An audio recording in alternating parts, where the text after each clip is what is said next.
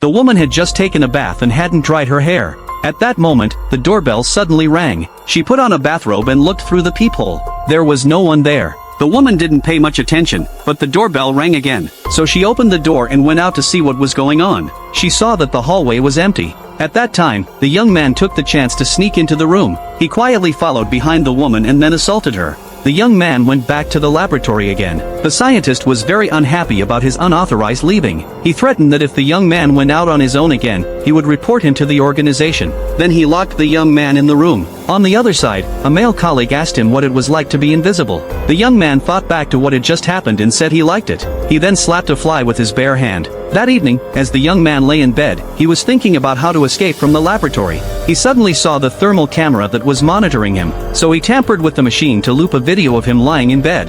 Then he escaped from the laboratory again. The young man went to his neighbor's house and saw the woman and her boyfriend being affectionate. It was obvious that he was jealous. He directly smashed the glass and ruined the couple's moment. As the young man became invisible, morality and the law were losing their hold on him because no one could see him. At that time, the female scientist also became wary of him. She suspected that he was causing trouble at the slightest sound.